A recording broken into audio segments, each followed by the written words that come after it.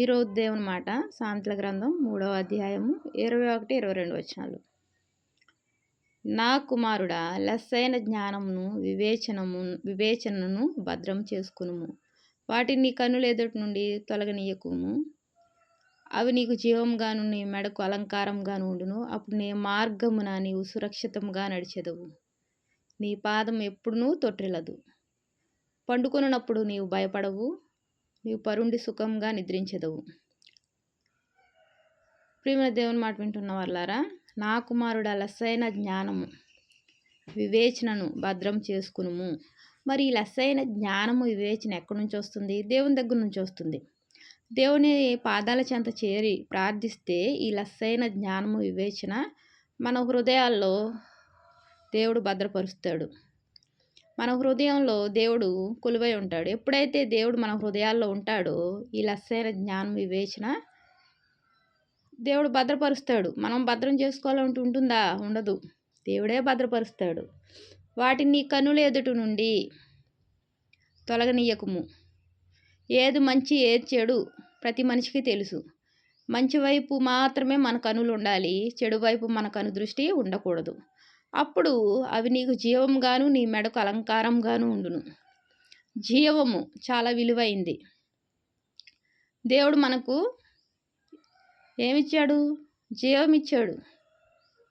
ఆయన నిరంతరము జీవించే దేవుడు, యుగయుగాలు జీవించే దేవుడు, మరణాన్ని జయించిన దేవుడు.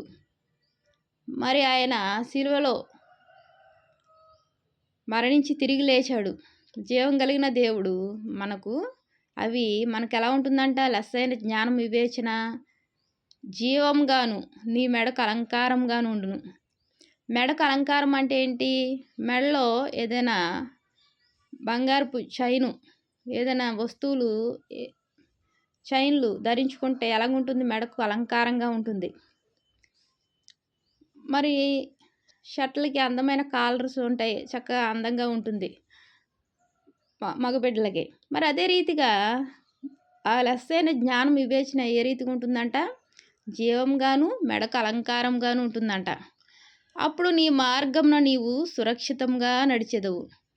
మనం నడిచే ప్రతి మార్గము ఎలా ఉంటుంది? సురక్షితంగా ఉంటుంది. దేవుడే సురక్షితంగా నడిపిస్తాడు.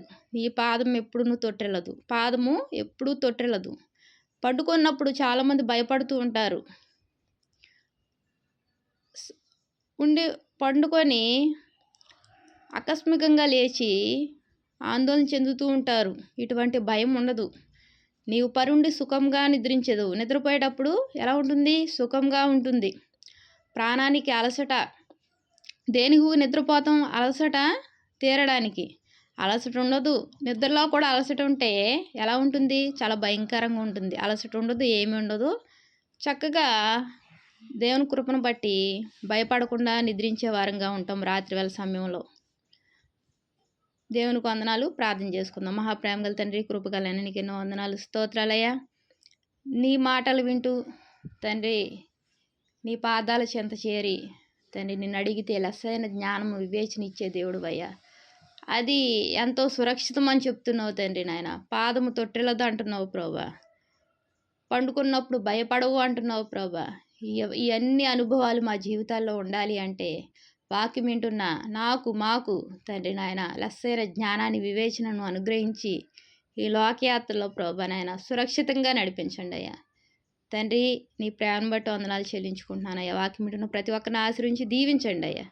కృపగల దేవానికి ఎన్నో వందనాలు, స్తోత్రాలు చెల్లించుకుంటున్నా ప్రభుని ప్రియ రక్షకుడు యేసుక్రీస్తు వారి నామంలో అతి వినయంగా బ్రతిమలాడి వేడుకుంటున్నాను తండ్రి. ఆమేన్. ప్రైజ్